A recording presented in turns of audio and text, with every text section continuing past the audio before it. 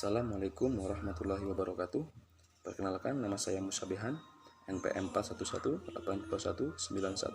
411-821-91-200-132 dari Universitas Islam 45 Bekasi, Fakultas PKIP, Prodi PJKR. Dosen pengampu Bu Yunita Lasma, MPD. Di sini saya akan menjelaskan tentang materi P3D. Yang pertama, kognitif. Kognitif adalah semua aktivitas mental yang membuat suatu individu mampu menghubungkan, menilai, dan mempertimbangkan suatu peristiwa, sehingga individu tersebut mendapatkan pengetahuan setelahnya. Yang kedua, komunikasi interpersonal adalah pertukaran informasi, ide, pendapat, dan perasaan yang berkaitan dengan peristiwa pribadi, keluarga, organisasi sosial, nasional, dan internasional antara dua orang yang berada di tempat yang sama. Yang ketiga, komunikasi intrapersonal adalah bentuk komunikasi manusia yang paling murni dan paling dasar. Di setiap momen kehidupan, orang menerima pesan melalui mata, telinga, kulit, hidung, atau alat indera lainnya. Yang keempat, konseling.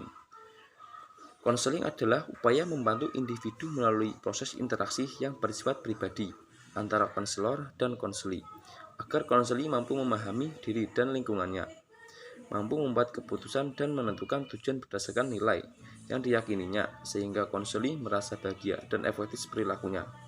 Yang kelima, tabula rasa. Teori yang menyatakan bahwa setiap individu dilahirkan dengan jiwa yang putih, bersih, dan suci. Yang akan menjadikan anak itu baik atau buruk adalah lingkungannya. Yang keenam, ingarso sang tulodo. Artinya, di depan memberi contoh, maksudnya seorang guru itu harus bisa menjadi contoh yang baik bagi murid-muridnya. Yang ketujuh, ingmarjo mangun karso, atau di tengah-tengah membangkitkan semangat, maksudnya seorang guru itu harus dapat membangkitkan semangat murid-muridnya. Yang kedelapan, tuturi handayani, di belakang memberi dorongan, maksudnya seorang guru itu harus mampu memberi dorongan pada anak didik untuk terus maju. Yang kesembilan, bullying. Dalam bahasa Indonesia dikenal sebagai penindasan atau risak. Merupakan segala bentuk penindasan atau kekerasan yang dilakukan dengan sengaja oleh satu orang atau sekelompok orang yang lebih kuat atau berkuasa terhadap orang lain dengan tujuan untuk menyakiti dan dilakukan secara terus-menerus. Yang ke-10, kreativitas adalah kemampuan untuk menciptakan sesuatu yang baik, sesuatu yang baru, baik, benar-benar yang merupakan hal baru atau suatu ide baru yang diperoleh dengan cara menghubungkan beberapa hal yang sudah ada dan menjadikannya suatu hal baru. Yang ke-11, Gestalt adalah sebuah teori yang menjelaskan proses persepsi melalui pengorganisasian komponen-komponen sensasi yang dimiliki hubungan, pola, atau kemiripan menjadi kesatuan. Teori Gestalt berposisi terhadap teori strukturalisme. Teori Gestalt cenderung berupaya mengurangi pembagian sensasi menjadi bagian-bagian kecil. Yang ke-12, psikomotor adalah salah satu ranah yang menilai keterampilan atau skill atau kemampuan melakukan sesuatu setelah seseorang menerima pembelajaran pada bidang tertentu. Yang ke-13, aktualitas dapat dijelaskan sebagai kondisi atau fakta aktual. Aktualitas adalah persepsi. Aktualitas adalah apa yang kita lihat setiap hari. Aktualitas sama sekali tidak didasarkan pada pengetahuan ilusi. Yang ke-14, kompetensi adalah kemampuan kerja setiap individu yang mencakup aspek pengetahuan, keterampilan, dan sikap kerja yang sesuai dengan standarisasi yang diharapkan atau Badan Nasional Sertifikat Profesi 2014. Yang ke-15, abilitas atau ability adalah kemampuan seseorang untuk melakukan suatu perbuatan atau aktivitas. Yang ke-16, produktif. Sebuah sikap yang ingin terus berkarya dan menghasilkan sesuatu yang ada manfaatnya, baik untuk diri sendiri maupun untuk orang lain.